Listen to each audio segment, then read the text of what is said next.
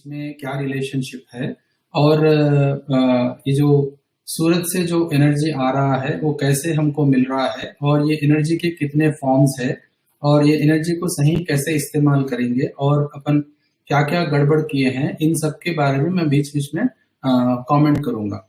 तो पहले तो अगर धरती को हम देखते हैं तो उसका रेडियस है 6400 किलोमीटर। 6400 किलोमीटर है धरती का रेडियस। तो उसको अगर मतलब मल्टीप्लाई बाय 2 करते हैं तो उसका डायमीटर बनता है। तो अगर धरती का डायमीटर 108 से अगर मल्टीप्लाई करते हैं तो वो सूरज का डायमीटर है। मतलब ये 108 कैसे लाइक एज ए कोइंसिडेंस है ये, मतलब ये 108 मतलब अर्थ का diameter multiply by 108 is approximately equal to sun का डायमीटर। और सन का डायमीटर से 108 से अगर फिर मल्टीप्लाई करते हैं तो वो धरती और सूरज के बीच में जो डिस्टेंस है वो दिखाता है। तो इसको याद रखने के लिए थोड़ा आसान है। और मून का, जैसा कि चैप्टर में मून का जिक्र नहीं है मगर फॉर कंप्लीटनेस से वो भी बता रहा हूँ, मून का डायमीटर है अराउंड 3500 किलोमीटर। 3500 किलोमीटर और मतलब उसका अगर 108 टाइम्स मल्टीप्लाई करते हैं तो मून का diameter into multiply by 108 that is equal to distance between earth and moon. तो ये कुल मिला के ये है। और अर्थ में मतलब डे एंड नाइट है, सीजन्स है, तो वो उसका जो मतलब सूरज की ओर जो चक्कर लगा रहा है तो उससे मतलब सीजन्स बन रहे हैं और अपने आप जो धरती अपने आप चक्कर लगा रहे हैं उससे दिन रात बन रहा है। तो ये ऐसा है कि इसका जो डिग्रीज है मतलब 23.5 डिग्रीज का है, उसका भी कुछ मतलब इम्पोर्टेंस है, तो उसके बारे में भी आगे आगे हम चर्चा करेंगे। तो अभी मैं शुरू करता हूँ कि लाइन बाय लाइन पढ़ने का। तो मानवेतर प्रकृति को खनिज संपदा से भरपूर धरती पर फैली हुई हरियाली जीव संसार के रूप में देखते हैं। यह धरती पहाड़, जंगल, नदी, नाला, जीव जानवर से संपन्न है।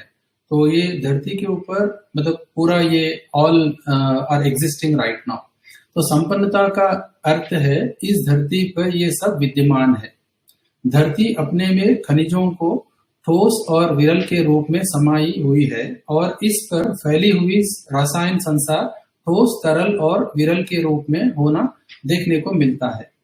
मतलब ये बाबा जी ये कह रहे हैं कि ये धरती के ऊपर मतलब सरफेस के ऊपर सॉलिड, लिक्विड एंड गैस के रूप में है और धरती के अंदर सॉलिड और गैस के रूप में है करके ये सेंटेंस से पता चल रहा है हमको। ठोस रूप में बहुत सी वस्तुएं अपने को देखने को मिलती है, जैसे शरीर में बनी हड्डियां ठोस रूप में रहती हैं। ऐसी वस्तुएं ठोस होने के पूर्व तरल रूप में रहती हैं। तो जो भी सॉलिड है उससे पहले उसके पूर्व ये लिक्विड फॉर्म में रहता है, ये कह रहे हैं बाबा जी यहाँ पे। रसायन द्रव्य ऊष्मा संयोग से विघटन विधि से संयोजित होकर विरल रूप में विद्यमान रहती है।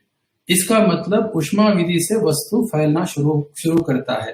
तो बाबा ये कह रहे हैं कि मतलब कुछ भी वस्तु को हम जब टेम्परेचर देते हैं उसका जो टेम्परेचर बढ़ा देते हैं तो धीरे धीरे वो फैलना शुरू होता है, एक्सपैंड होता है। एक्सपैंड होने के बाद एक मतलब टेम्परेचर के बाद में वो मेल्ट होना शुरू हो जाता है। तो वो बाबा कह रहे हैं यहाँ पे।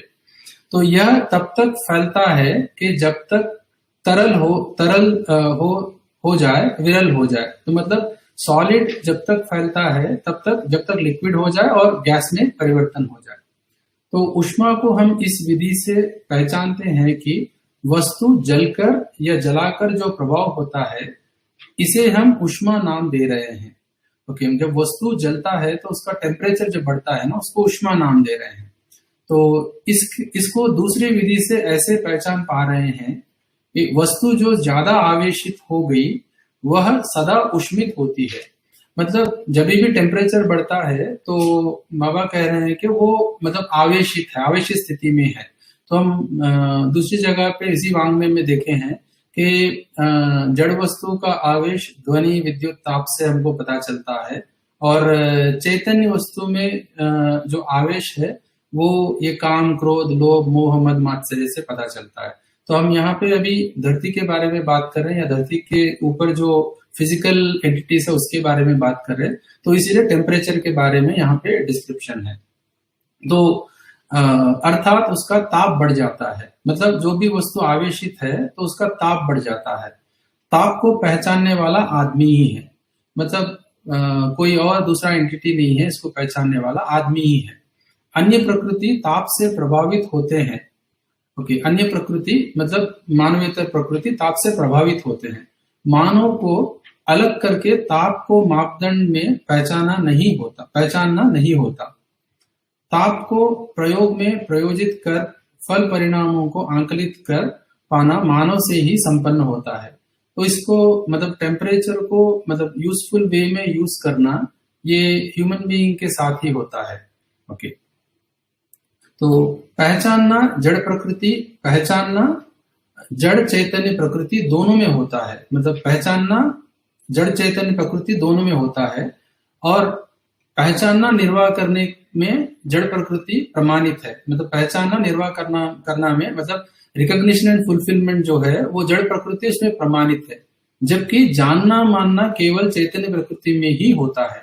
मतलब knowing, assuming and recognising and fulfilling, ये चारों है ना, चारों सिर्फ चैतन्य में ही होता है, मगर पहचानना निर्वाह करना इसमें मतलब जड़ प्रकृति में भी होता है। तो जड़ प्रकृति में पहचानना निर्वाह करना ही है, और चैतन्य प्रकृति में जानना मानना पहचानना निर्वाह करना, ये चार है। तो जैसे कि एक एग्जांपल मैं देता हूं, तो अगर सपोज से एक नीडल हम अगर हाथ में पियर्स करते हैं, तो अगर ये नीडल का प्रेशर मतलब जो प्रेशर अपन अप्लाई कर रहे हैं वो ये जो बॉडी का जो रेसिस्टेंस है उससे अगर ज्यादा है तो वो अंदर चले जाएगा, तो वो आराम से चले जाएगा। मगर अगर ये नीडल कोई अनजान व्यक्ति अपने अंदर डालता है तो हमको क्रोध आता है, उससे फाइट करते हैं। अगर वो वही नीडल अगर डॉक्टर मतलब इंजेक्शन देते हैं तो तब हम कुछ नहीं कहते हैं, क्योंकि मानना मतलब जानना मानना मानव के अंदर है। ओके, इसका एक एग्जाम्पल है। तो मानव जड़ चैतन्य के संयुक्त रूप में होता है, जानने मानने की क्षमता से युक्त है मानव। सो मूल मुद्दे में पहचानना भी एक क्रिया है। मूल मुद्दे में पहचानना भी एक क्रिया है।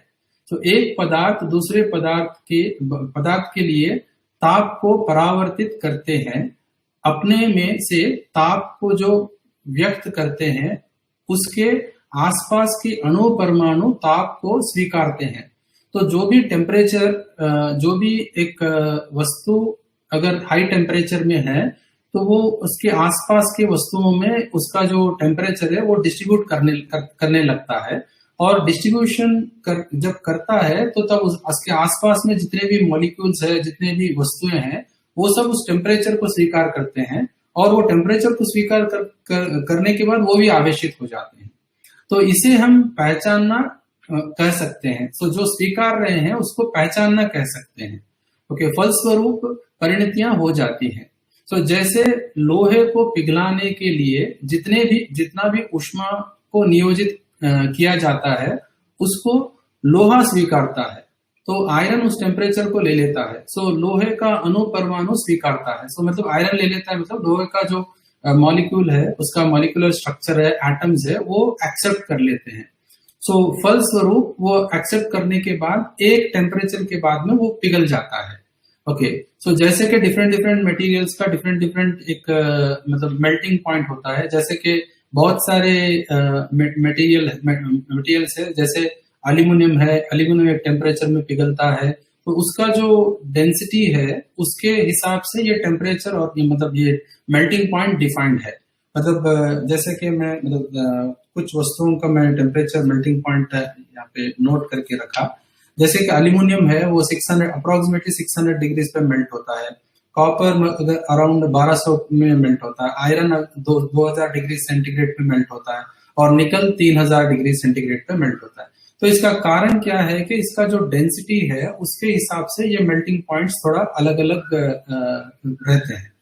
ओके, तो मानव ही एक ओके 1 सेकेंड। सो फलस्वरूप पिघलता है। ओके, इस क्रिया को हम मानव ऐसे व्याख्या करते हैं सो पहचान लेता है, निर्वाह करता है। तो ये पहचानता है, रिकॉग्नाइज करता है और फुलफिल करता है। जैसा कि टेम्परेचर एक पॉइंट पे जाता है, उसके बाद वो मेल्ट होना शुरू हो जाता है, ओके, तब पिघलता है। मानव ही एक ऐसी इकाई है जो तप्त लोहे को विविध आकारों में बदल देता है। इसी को सांचे में ढलाना हम मानते हैं, ओके। इसमें लोहा पुनः जमते तक, ठंडा होने तक ऊष्मा को परावर्तित करते ही रहता है। तो मतलब टेम्परेचर को आसपास में डिस्ट्रीब्यूट करते रहता है, और देन फाइनली वो टेम्परेचर कम होने के बाद वो सॉलिड हो जाता है। इसके साथ जुड़ी हुई सभी द्रव्य लोहे को ताप को आवंटित कर लेता है, ओके। अंततः लोहा ठंडा हो जाता है। तो जब ये टेम्परेचर को डिस्ट्रीब्यूट करता है तब धीरे धीरे धीरे नॉर्मल स्टेट में आ जाता है। तो जो भी आवेशित स्थिति है, तो उसका आवेश और जो ये पिघल रहा है, तो उसको मतलब यूजफुल फॉर्म में सिर्फ मानव ही ला सकता है। तो प्रकृति में मतलब और कोई ऐसा इकाई नहीं है कि ये इसको अलग तरह से यूज करे। सो ह्यूमन बीइंग ही अपने लिए जो जो भी चाहिए वैसे वस्तुएं तैयार करने के लिए ये मेल्ट करके फिर विविध रूप में उसको मतलब डिजाइन करके करने लगता है। नेक्स्ट पैराग्राफ में जा रहा हूं। ताप, ओके, ताप उद्दीप्त करने के प्रयास से अर्थात ताप को प्रकट करने और बढ़ाने की क्रिया में एक जलने वाला और एक जलाने वाले का संयोग रहता है। तब ये हीट पहले कैसे जनरेट होता है उसके बारे में वो बता रहे हैं यहाँ पे। तो जैसे कोयला जलने वाला है, हवा जलाता रहता है। तो मतलब जलने के लिए डेफिनेटली ऑक्सीजन की जरूरत है, और कोयला जलने वाला पदार्थ है, तो हवा जलाने वाला पदार्थ है। तो इसके मूल में जाए तो कोयले को आरंभिक रूप में जलने के लिए कोई ना कोई जलाने वाले के रूप में होता है। जैसे हम आग लगाते हैं तो वो जलाने वाला है, उसके बाद में कोयला जलता रहता है। जब कोयला जलता रहता है तो हमको ये मतलब ऑक्सीजन की जरूरत पड़ती है। जब ऑक्सीजन है तो ही जलता है, ऑक्सीजन नहीं है तो नहीं जलता है। जैसे जलता हुआ आग, तो जलता हुआ आग को मटेरियल चाहिए और इनिशिएशन चाहिए, जो आग को इनिशिएट करना चाहिए।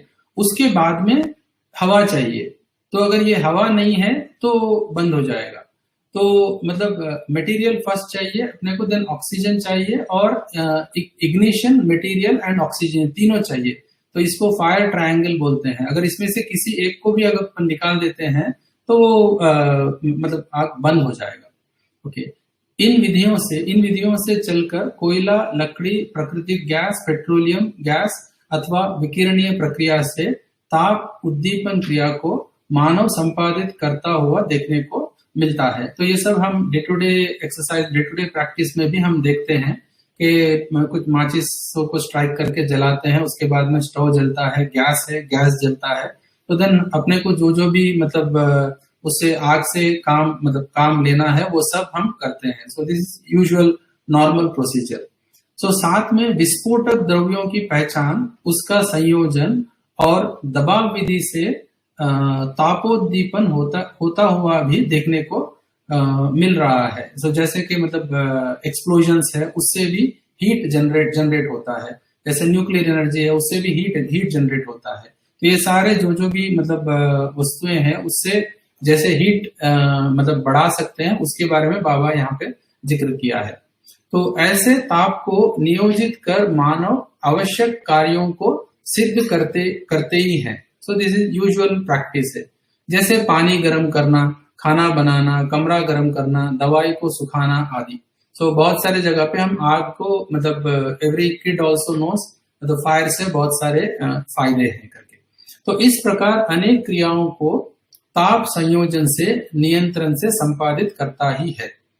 यह मानव परंपरा में अभ्यस्त हो चुका है। So it is a regular practice. मतलब डे टू डे में हम ताप को या इसको फायर को यूज करते हैं, ओके। ताप कहीं भी हो, वहां उस वातावरण को ताप से अधिक होना आवश्यक है, तभी ताप है। तो जो सराउंडिंग टेम्परेचर है, सराउंडिंग टेम्परेचर से जहां भी जहां आग का सोर्स है वहां टेम्परेचर ज्यादा रहता है। सो दिस इज नेचुरल, हम सबको पता ही है। सो दूसरे विधि से जहां ताप हो उसके आसपास उससे कम ताप हो, तभी अधिक ताप का अधिक अधिक अधिक ताप का कम ताप की ओर परावर्तित होता है। दैट मीन जब टेम्परेचर डिफरेंस है, टेम्परेचर ग्रेडियंट बोलते हैं। तो जहां पे आग है, जहां पे आग नहीं है, तो ये जो आग के आसपास जो मतलब उसके जो मॉलिक्यूल्स है वो धीरे धीरे धीरे फैलने लगते हैं। देन आसपास के जो कम टेम्परेचर वाला जगह है वो ज्यादा टेम्परेचर होने लगता है। सो दैट मीन्स जहां पे आग है वो धीरे धीरे डिस्ट्रीब्यूट होने लगता है। जैसा किसी भी कहीं भी हम आग जलाते हैं वहां अधिक ताप हो जाता है, कम ताप की ओर परावर्तित होने की क्रिया को ऐसा देखा जाता है कि ताप जहां प्रकट रहता है उसको उसके आसपास के अणु परमाणुओं को तप्त होने से फैल जाता है। So that is what I was telling. Okay, इसका मतलब यह हुआ तप्त अणु अपने प्रभाव क्षेत्र वातावरण में ताप फैलाकर अणुओं को तप्त बनाता है, तो जो इसके ताप से कम रहता है। मतलब जहां पर आग है, जहां पर नहीं है, तो वहां से जहां पर आग है वहां पर टेम्परेचर ज्यादा है, जहां पर नहीं है वहां पे कम है। तो धीरे धीरे ये टेम्परेचर ग्रेडियंट बनता है, तो हायर ग्रेडियंट से लोअर ग्रेडियंट तक धीरे धीरे धीरे वो फैलने लगता है। जब तक वो बराबर ना हो तब तक फैलते फैलते हुए मतलब नजर आता है। तो इस प्रकार ताप परावर्तित होकर कम होता जाता है, अंततः सामान्य ताप तक पहुंचते हैं। सो सामान्य ताप से आशय स्वभाव गति में होने से है। स्वभाव गति का तात्पर्य यह है विकास क्रम विकास, जागृति क्रम जागृति में जो यथास्थितियां होती हैं, अर्थात त्वसहित व्यवस्था समग्र व्यवस्था में भागीदारी ही स्वभाव गति है। तो ये बहुत ही इंपॉर्टेंट पॉइंट है कि जब भी ताप होता है तो दैट मीन्स आवेशित है। तो मतलब किसी दूसरे वस्तु को आवेशित करके अपने प्रयोजनों को पूरा करना ह्यूमन बीइंग करता है। जैसे बहुत सारा हम करते हैं, खाना बनाना, ये सब अभी इससे पहले जो डिस्क्रिप्शन में आया था। मगर ये जो भी वस्तु अगर उसकी सहज स्थिति में है तो वो ही इसमें विकास क्रम विकास, जागृति क्रम जागृति में है। जैसा अपन आदमी को अगर लेते हैं, तो अगर आदमी आवेशित है तो वो सहज स्थिति में नहीं है। तो जो भी आवेशित है उस आवेश को मतलब धीरे धीरे धीरे आगे मतलब उसके जो आसपास है लोगों पे बांटता है। तो जब लोगों को बांटता है तो वो भी आवेशित हो जाते हैं। तो ये जो अगर नॉलेज है तो ये आवेश को खुद अपने आप को कम कर सकता है, सहज स्थिति में आ सकता है। तो जब आदमी सहज स्थिति में आएगा तभी त्वसहित व्यवस्था और समग्र व्यवस्था में भागीदारी। ये त्वसहित व्यवस्था मतलब सेल्फ ऑर्गेनाइज्ड है। जो भी सेल्फ ऑर्गेनाइज्ड है वो लार्जर डायनामिक्स में अपना योगदान अच्छी तरह से कर सकता है। तो ये इसका तात्पर्य है। तो इसका प्रयोग इस प्रकार से किया जा सकता है कि किसी भी कमरे में एक कोने में एक मोमबत्ती जलाकर रख दे। तो बाबा ने यहाँ पे मतलब बहुत सारा डिस्क्रिप्शन दिया है, मैं अभी लाइन बाय लाइन पढ़ रहा हूँ। अथवा मिट्टी का तेल का दिया अथवा हीटर जलाए। ओके, सो स्टोव जलाए अथवा ज्यादा से ज्यादा प्रकाश देने वाला बल्ब जलाए। तो मतलब एक हीट का सोर्स एक कमरे में जलाए, तो ये इसका डिस्क्रिप्शन दे रहे हैं। उसको छूने से हमको जितना ताप महसूस होता है उससे कुछ दूर में उससे कम महसूस होगा। सो जहां भी ये हीट का सोर्स है अगर उसको टच करे तो ज्यादा टेम्परेचर अपने को महसूस होगा, और उसके थोड़ा दूर गए तो कम टेम्परेचर महसूस होगा। और भी ज्यादा दूर जाने पर हमको उससे भी और कम टेम्परेचर महसूस होगा। अगर दूसरे कोने से हम देखते हैं तो सबसे कम टेम्परेचर महसूस होगा। तो अब ये कह रहे हैं कि एक कोने में हीट का सोर्स लगाइए और दूसरे कोने में अगर देखते हैं तो सबसे कम टेम्परेचर महसूस होगा। और इसको और एक तरह से ऐसा बोल रहे हैं कि अगर इसको बीच में लाते हैं, कमरे के बीच में अगर लाते हैं, तो कमरे के बीच में रखकर यहाँ प्रयोग करे तो पता लगता है कि ऊष्मा सभी ओर समान रूप में परावर्तित होता है। तो इसका डिस्क्रिप्शन ये है कि मतलब temperature gets distributed all around equally करके बाबा जी कह रहे हैं। और ये हम भी एक्सपेरिमेंट करके भी देख सकते हैं, और मतलब बहुत सारे लोग तो एक्सपीरियंस भी कर चुके हैं कि इक्वली डिस्ट्रीब्यूट होता है टेम्परेचर। मतलब आग का सोर्स जहाँ पे है, हायर टेम्परेचर जहाँ पे, वहां से अगर हम जाते हैं तो इक्वली टेम्परेचर डिस्ट्रीब्यूट मतलब होता हुआ हमको दिखता है ठीक से। तो इस प्रकार हम उक्त प्रयोग विधि से यह भी स्वीकार सकते हैं कि सूर्य का ताप भी और सूर्य का ताप सभी ओर समान रूप से परावर्तित हो रहा है। मतलब temperature of sun is getting distributed all around equally. सूर्य बिंब से परावर्तित ताप धरती को छूता है, ओके, सूर्य की ससम्मुखता में। मतलब जो भी उसके नजदीक है, धीरे धीरे धीरे धीरे, तो ये टेम्परेचर सन से लेके धरती तक आ रहा है, बिकॉज वो ससम्मुखता में है, मतलब धरती सूरज के नजदीक है, इसलिए वो टेम्परेचर हमको मतलब धरती को छू रहा है। इसी के साथ यह भी समझ में आता है कि धरती घूमते हुए भाग सूर्य की सम्मुख रहता है, वह तप्त होता है। इसी कारणवश सूर्योदय और सूर्यास्त होता है। तो जब धरती मतलब अपने आप में घूम रहा है, जैसे कि मतलब अपने आप में जब धरती घूम रहा है, एक साइड सूरज की ओर है और एक साइड पीछे के भाग में है, मतलब जहां पे सूरज नहीं है, मतलब सूरज की रोशनी नहीं पड़ रहा है। तो सूरज की रोशनी जहां पे पड़ रहा है वो गर्म रहता है, सूरज की रोशनी जहां नहीं पड़ रहा है वो ठंडा रहता है। तो अभी मतलब धरती ऐसा है कि सूरज यहाँ पे, धरती यहाँ पे है, तो सूरज मतलब धरती टिल्टेड एक्सिस पे है, 23.5 डिग्री टिल्टेड एक्सिस पे है। तो ये धरती सूरज मतलब अपने आप में मतलब अपने एक्सिस पे अपन वो घूम रहा है, तो ये घूमने की वजह से डे एंड नाइट हो रहा है, और सन के अराउंड भी घूम रहा है। तो सन के अराउंड एक चक्कर लगाता है तो हम उसको एक साल बोल रहे हैं। तो ये नॉर्मली मतलब हम सबको पता ही है। मगर ये 23.5 डिग्री जो है, ये भी मतलब 23.5 डिग्री भी फिक्स्ड 23.5 नहीं है, ये एक्चुअली ये लट्टू की तरह घूम रहा है। मतलब ये 23.5 टू 24 ऐसा करके घूम रहा है एक्चुअली। वो 23.5 टू 24 आके फिर 23.5 ऐसा एक्सिस में घूमने के लिए इसको 26,000 साल लगते हैं, और एक चक्कर लगाने के लिए उसको 24 आवर्स लगते हैं एक चक्कर लगाने में। और सूरज के मतलब आसपास सूरज का एक राउंड लगाने में एक साल लगता है। तो जब सूरज का एक राउंड वो लगा रहा है, उसमें ऐसा है कि एक समय में टॉप नॉर्थ पोल दूर है सूरज से और साउथ पोल नजदीक है, और दूसरी जगह पे नॉर्थ पोल नजदीक है और साउथ पोल दूर है। तो ये इससे ही अपने को मतलब सीजन्स बनते हैं, तो ऋतुएं इससे ही बनते हैं। जैसे कि ये मतलब 6 ऋतु है, हम मतलब कहते हैं, जो तेलुगु में मैं बोलता हूँ मगर सेम शब्द है। पहले वसंत ऋतु, ग्रीष्म ऋतु, वर्षा ऋतु, शरद ऋतु, हेमंत और शिशिर ऋतु। तो हिंदी में भी यही नाम है, तेलुगु में भी यही नाम है। तो ये जो धरती सूरज के आसपास जो चक्कर लगा रहा है, उससे ये ऋतु बन रहे हैं।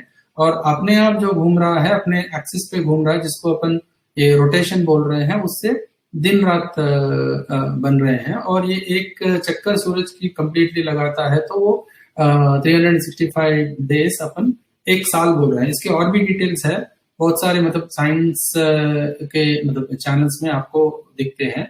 मगर ये जो वॉबलिंग इफेक्ट है वो ज्यादातर लोगों को पता नहीं रहता है। वो जो लट्टू की तरह जो घूमता है, तो वो 26,000 साल लगता है उसके लिए।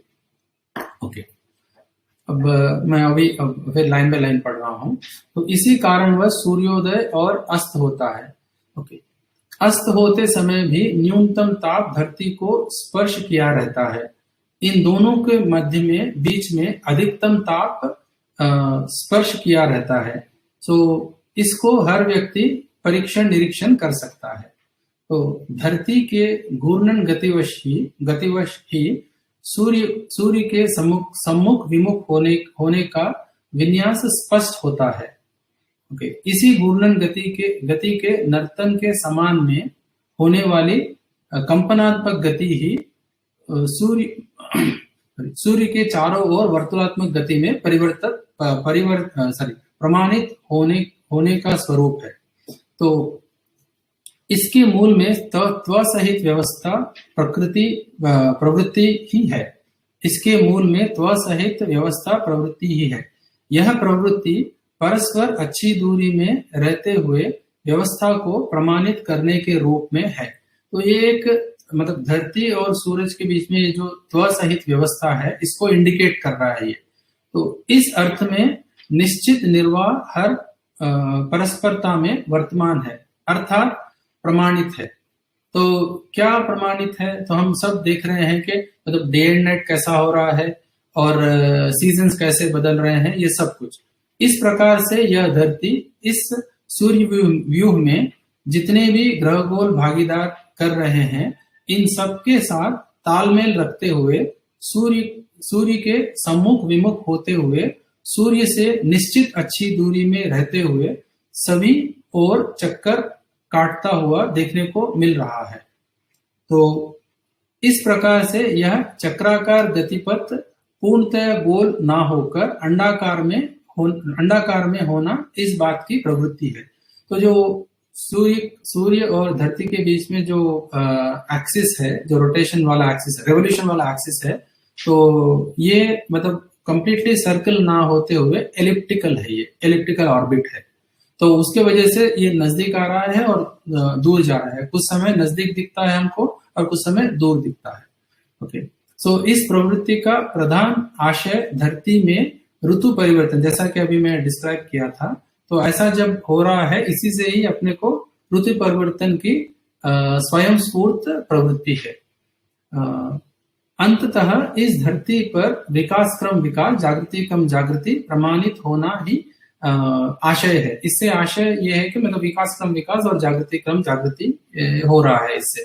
तो इस आशय को कैसे हम मानव समझे?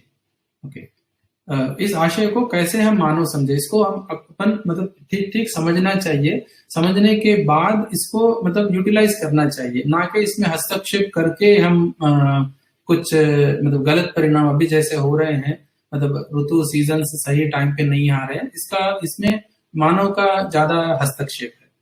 ओके, अभी इसके डिटेल में जाएंगे, मतलब मनुष्य क्या क्या कर रहा है करके। ओके, उक्त मुद्दे को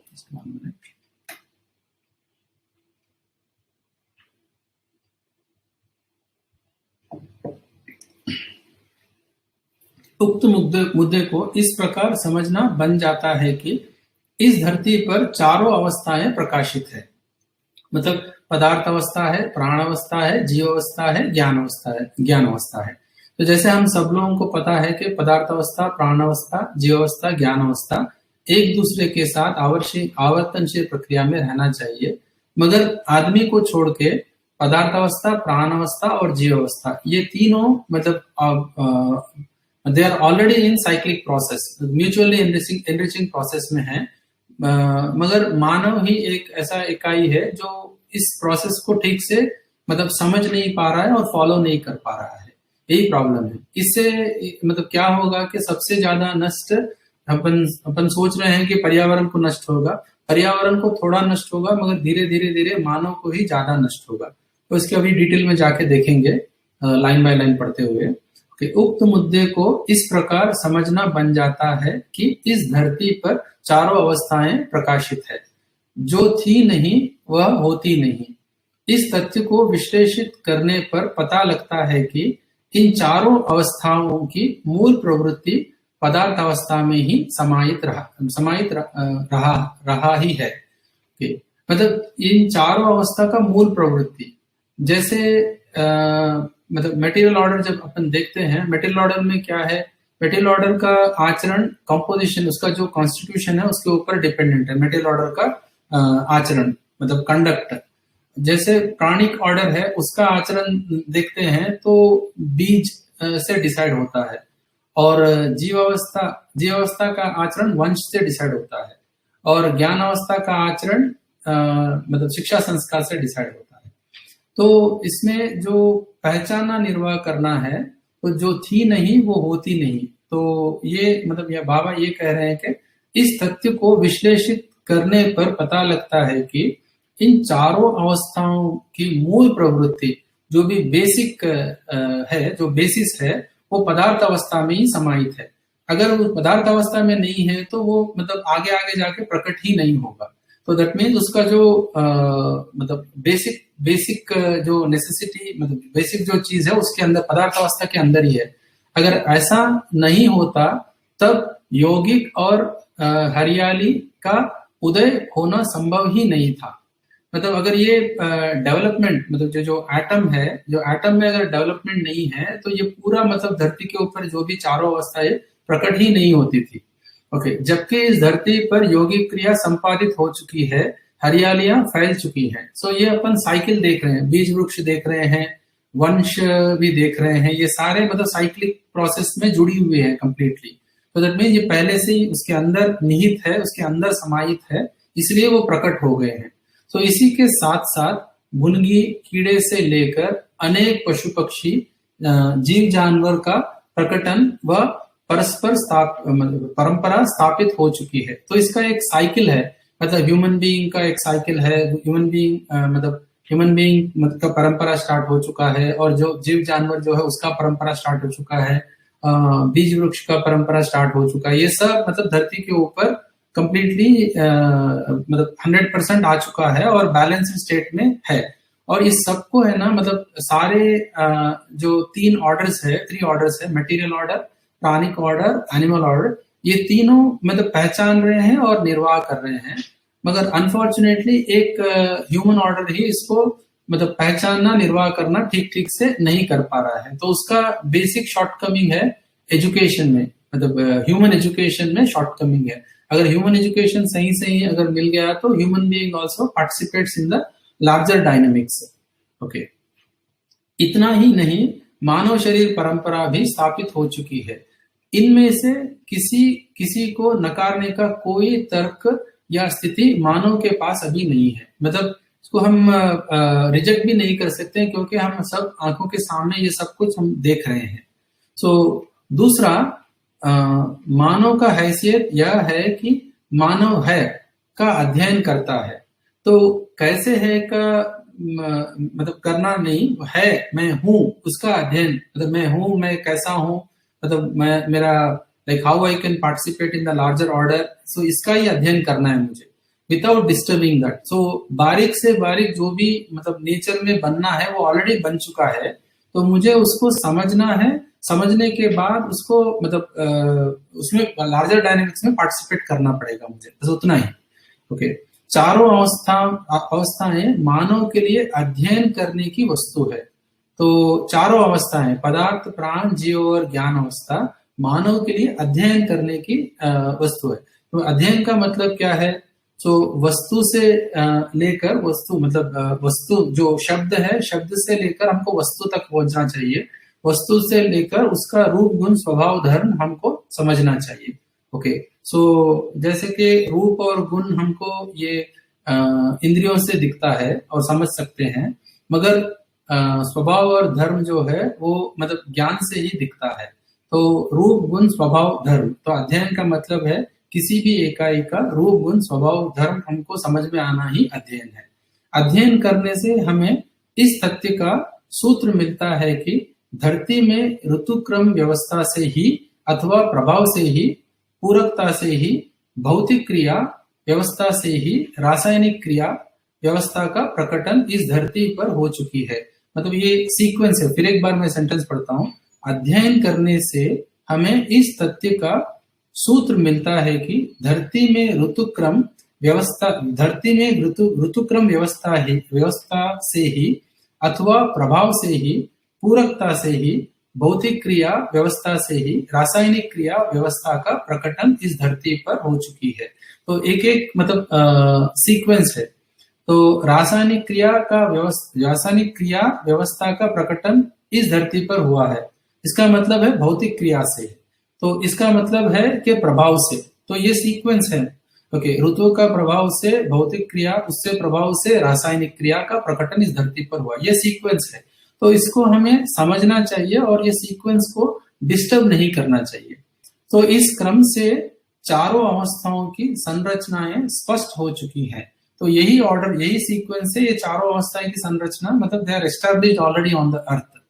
तो सभी खनिज भी ठोस रूप में अपने अपने प्रजाति की अनुरचना अथवा मिश्रित रचना के रूप में प्रस्तुत है। मतलब सभी ये रचनाएं, मतलब materials, minerals, all these things are already available. तो कैसे उसका जो एटॉमिक स्ट्रक्चर है, मिनरल कॉम्पोजिशन है, उसके साथ ये सब मतलब ऑलरेडी एस्टैब्लिश्ड हो चुके हैं धरती पर। और हम इसको समझ सकते हैं और समझना क्यों, उसको कंटिन्यू करने के लिए समझना है, ना कि उसको डिस्ट्रॉय करने के लिए। तो इन्हीं की विविध प्रजातियों के आधार पर यौगिक घटना, ओके, मतलब ये बॉन्डिंग रासायनिक ऊर्मी और वैभव अर्थात नृत्य घटित है। तो ये जो केमिकल एक्सचेंज जो हो रहे हैं, एक से एक बॉन्डिंग हो रहा है, जैसे डिफरेंट रिएक्शंस एक्शंस हो रहे हैं, तो इससे हमको पता चलता है। रासायनिक द्रव्य के आधार पर संपूर्ण प्राणकोशा संरचित रचनाएं, छोटे से बड़े वनस्पति प्रजातियां, जीवावस्था प्रजातियां, मानव शरीर प्रजाति का रचना इस धरती पर ही प्रमाणित है। सो दैट मीन्स ये एवोल्यूशन कैसे हुआ है इस क्रिया से, इसका मतलब बाबा स्पष्ट कर रहे हैं यहाँ पे। इससे स्पष्ट हुआ कि ऊर्जा संपन्नता, बल संपन्नता, क्रियाशीलता के साथ साथ विकास क्रम और विकास की प्रवृत्तियां समाई रहती हैं। तो इससे अपने को पता चल रहा है कि मतलब विकास कैसे हुआ है। सो फाइनली यहाँ पे मतलब घटनपूर्ण परमाणु तक ये आए हैं। तो मगर यहाँ पे अपन तीनों ऑर्डर्स के बारे में डिस्कस कर रहे हैं, not human order right now. तो इससे फिर एक बार पढ़ रहा हूँ ये लास्ट सेंटेंस। तो इससे स्पष्ट हुआ कि ऊर्जा संपन्नता दैट मीन्स एनर्जी, बल संपन्नता, ओके, बल is power, okay, power and energy both, क्रियाशीलता के साथ साथ विकास क्रम और विकास की प्रवृत्तियां समाई हैं। तो विकास क्रम मतलब they are in the process of development. So हर परमाणु मतलब डेवलपमेंट एक लीनियर लाइन से जा रहा है, डेवलपमेंट, विकास क्रम विकास, उसके बाद में जागृति क्रम जागृति के उसमें। सो जीवन विकसित पद, जीवन विकसित पद में होना पहले से स्पष्ट किया जा चुका है। तो जीवन मतलब घटनपूर्ण परमाणु है तो ये विकसित पद में है। सो this is already clarified in earlier sections. यह घटनपूर्ण पद को प्राप्त किया रहता है, तो घटनपूर्णता को प्राप्त किया रहता है। तो मतलब घटनपूर्णता को प्राप्त किया है, इसका मतलब ये है कि ये अभी फिजिकल बॉन्डिंग और केमिकल बॉन्डिंग में पार्टिसिपेट नहीं करता है। तो इस घटनपूर्ण परमाणु में ही आशानुरूप गतित होने की व्यवस्था बनी रहती है। तो मतलब जैसे आशा है, तो आशा आस्वादन के रूप में, तो ये आस्वादन मतलब इंद्रिय आस्वादन, मूल्य आस्वादन, लक्ष्यास्वादन, ये तीनों के रूप में बना हुआ रहता है। यहाँ स्वयं स्फूर्त विधि से है कि ऐसा आशानुरूपी गतित रहने वाला जीवन आशावश किसी न किसी जीवावस्था अथवा ज्ञानावस्था के शरीर को संचालित करता है। ऐसा जीवन किसी भी एक धरती से दूसरे धरती तक पहुंचने की संभावना समीचीन रहती है। तो यहाँ पे मतलब एक धरती से दूसरे धरती तक पहुंचने की संभावना है, मतलब किसका, ह्यूमन एटम का है। तो this is definitely a serious statement which all of us need to think. ऐसा जीवन मतलब जो ये आशानुरूपी गतित रहने वाला जीवन आशावश किसी न किसी जीवावस्था अथवा ज्ञानावस्था के शरीर को संचालित करता है। मतलब जो भी ये ह्यूमन बीइंग या एनिमल बॉडी को जो चला रहा है ये जीवन, ऐसा जीवन किसी भी एक धरती से दूसरे धरती तक पहुंचने की संभावना समीचीन रहती है। तो मतलब आइदर दिस अर्थ और अनदर अर्थ, तो इसकी बात कर रहे हैं बाबा जी यहाँ पे। तो कुल मिलाकर हर धरती पर विकास क्रम, रासायन भौतिक रचनाओं और उनके परंपरा के रूप में प्रमाणित होना मानव को समझ में आता है। तो जब भी मानव का प्रकटन होना है, इसका मतलब ये है कि मानव का प्रकटन जब भी होना है उससे पहले पदार्थावस्था, प्राणावस्था, जीवावस्था, ये तीनों का होना बहुत जरूरी है, और एटम घटनपूर्ण परमाणु होना है, उसके बाद में ही ये ऑर्डर चालू होता है। तो अभी नेक्स्ट लाइंस पढ़ेंगे। इससे स्पष्ट हो गया है कि हर धरती किसी समृद्ध धरती के साथ किसी निश्चित दूरी को बनाए रखते हुए व्यवस्था में भागीदारी के रूप में कार्य करते हुए स्वयं में विकास क्रम विकास, जागृति क्रम जागृति को प्रमाणित किया रहता है। तो मतलब देखो ये मतलब इससे ये समझ में आ रहा है कि हर धरती उसके आसपास में जो भी मतलब धरतियां हैं उससे अच्छी दूरी रखते हुए हम ऐसा मतलब समझ सकते हैं कि every earth is under the process of progress, every earth, जैसे कि every human being is in the process of progress. तो उसके लिए क्या है कि विकास क्रम विकास, जागृति क्रम जागृति को प्रमाणित करने के लिए, तो एवरी ह्यूमन बीइंग क्यों प्रमाणित करना है, तो मतलब हार्मोनी में रहना है मुझे, हार्मोनी में रहने के लिए मुझे ज्ञान को अर्जित करना है और प्रमाणित करना है। तो ज्ञान को अर्जित करना मतलब ये जागृति है, तो दसों क्रिया एक्टिव होना है मेरे अंदर। तो ज्ञान को अर्जन करने के लिए, तो मतलब ऑल जो जितने भी धरतियां हैं, ये विकास क्रम विकास, जागृति क्रम जागृति को प्रमाणित करने के लिए ही ये आगे जा रहे हैं। इन सबका दृष्टा जागृत मानव ही है, ना कि भ्रमित मानव। तो जागृत मानव ही इसको देख सकता है क्लियरली। तो बाबा बोल रहे हैं कि भ्रमित मानव को ये समझ में नहीं आता है, मगर फिर भी भ्रमित मानव को ये समझ में आता है कि उसे सुखी रहना है। ओके, चाहे अच्छा काम करे या बुरा काम करे, उसको सुखी होना है। तो अच्छा, जो बुरा काम करता है, जो बुरे काम में भी स्टेबिलिटी नहीं है करके फिर अच्छे को ही ढूंढने लगता है। तो मतलब फाइनली क्या है कि everyone want to be happy and everyone want to be continuously happy. तो इस क्रम में कई धरती किसी न किसी अवस्था में कार्यरत है ही। सभी अविकसित धरतियां विकास को प्रमाणित करने की ओर प्रवर्तनशील है। तो यही मैं कह रहा था, सभी धरतियां, you can take any globe और any planet, so every planet is in the process of development. तो वो क्रम में ही है। तो अपने को अभी ये अर्थ दिख रहा है, मगर बहुत सारे ऐसे ग्रह गोल है, मतलब ये लॉजिकली मैं बता रहा हूँ, अपने मतलब नॉलेज कुछ नहीं है उसका। तो everywhere this all four orders will be established and human order will be there in that, and then human order will always try for the development. So one second, excuse me. Okay, यह भी इस बात का संकेत है कि जितनी भी धरतियां अविकसित अवस्था में है, अर्थात जिन धरती में विकास क्रम ही प्रकट नहीं हुआ है, ऐसे सभी धरतियां विकास क्रम को सजाने की ओर अपनी प्रवृत्ति को बनाए हुए हैं। तो जहां पर ओनली फिजिकल ऑर्डर है, फिजिकल मैटर है, सो धीरे धीरे मतलब may be after millions of years, वहां पे भी ये लाइक केमिकल बॉन्डिंग के साथ देन रसायन द्रव, पहले सबसे पहले मतलब बाबा जी कहते हैं कि सबसे पहले जिस का प्रकटन होना है पानी का, तो उसके बाद में ही मतलब मूल वस्तु वही है, उसके बाद में भी बहुत सारे रस उपरस ये सब बनेंगे, उसके बाद में ही लाइफ फॉर्म स्टार्ट होगा, उसके बाद में बहुत बाद में समृद्ध मेधस होगा, देन ये आदमी समृद्ध मेधस जब बनता है तो तब आदमी का प्रकटन होता है। तो यही यहाँ पे कहना चाह रहे हैं ये। ओके, तो इसी क्रम से सूर्य ग्रह जो ह्रास की परम स्थिति में है, वह भी कालांतर में विकास क्रम में होने की कल्पना मानव परंपरा में प्रचलित है। तो अब ये सूरज जो आवेशित है उसकी बात कर रहे हैं बाबा यहाँ पे। तो सूरज परम आवेशित स्थिति में है, सो उसका जो आवेश है तो वो धीरे धीरे सब जगह पे फैला रहा है और सब जगह पे बांट रहा है, और आसपास के जितने भी ग्रह गोल है उस आवेश को स्वीकार रहे हैं।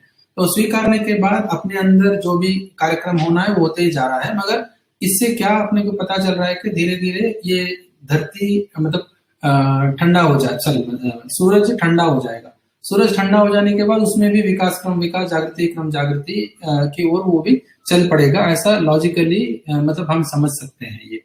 ओके, तो इस क्रम में फिर एक बार पढ़ रहा हूं वो सेंटेंस को। इस क्रम में सूर्य ग्रह जो ह्रास की परम स्थिति में है, वह भी कालांतर में विकास क्रम में होने की कल्पना मानव परंपरा में प्रचलित है। यह सब स्थितियां विकास और जागृति होने के पक्ष में स्पष्ट हुई है। सो धरती कोई भी अवस्था में हो, उसमें विकास क्रम विकास को प्रमाणित करने का मूल बीज समाहित ही रहता है।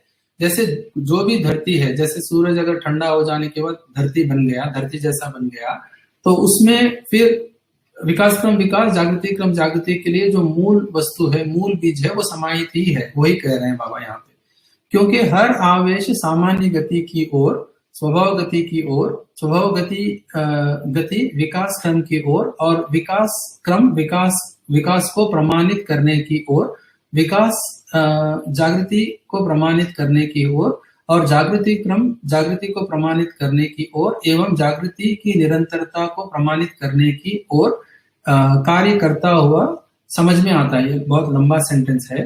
तो इसमें क्या बता रहे हैं यहाँ बाबा, विकास क्रम से, और उसके बाद में जागृति क्रम, उसके बाद में जागृति, ये फोर थिंग्स आर देयर। सो विकास क्रम से विकास, फिर विकास क्रम से विकसित होने के बाद जागृति क्रम के बाद में जागृति। तो ये जो सीक्वेंस है, तो वो धरती के अंदर जो मूल परमाणु है उसके अंदर ही ये सब समाहित है, ये कह रहे हैं। तो इस विधि से इस बात पर विश्वास कर सकते हैं कि संपूर्ण सहअस्तित्व विकास और जागृति को यथास्थिति प्रकाशित करने के अर्थ में ही संतुलन पूर्वक क्रियाशील है। तो ये सीक्वेंस, फिर एक बार मैं पढ़ता हूँ इस सेंटेंस को। इस विधि से इस बात का विश्वास कर सकते हैं कि संपूर्ण सहअस्तित्व विकास और जागृति को यथास्थिति प्रकाशित करने के अर्थ में ही संतुलन पूर्वक क्रियाशील है। तो ये बैलेंस है और एक्टिव है, कंटिन्यूअसली बैलेंस के साथ एक्टिव है ये। तो this is going in one linear direction for जागृति। इसी क्रम में कई ग्रह गोल में अधिकतम ताप जैसा सूर्य में है का होना, एवं सम्मुख जितने भी ग्रह गोल होते हैं जिनमें कम ताप रहना, उनमें ताप का समाहित हो जाना दिखाई पड़ता है।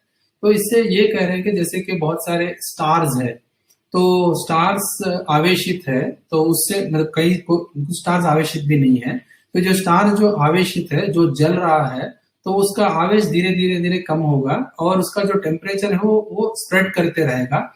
उसके आसपास में जितने भी ये प्लैनेट्स है वो उसका आवेश को स्वीकारते हैं। तो उसके साथ ये इसका आवेश जब कम हो जाता है या सहस्थिति में जब आ जाता है, तो तब विकास जागृति क्रम जागृति का वो साइकिल फिर चलता है। तो this is sequential thing, logical भी अपने को समझ में आता है ये सब। ओके, नेक्स्ट लाइन पढ़ रहा हूं।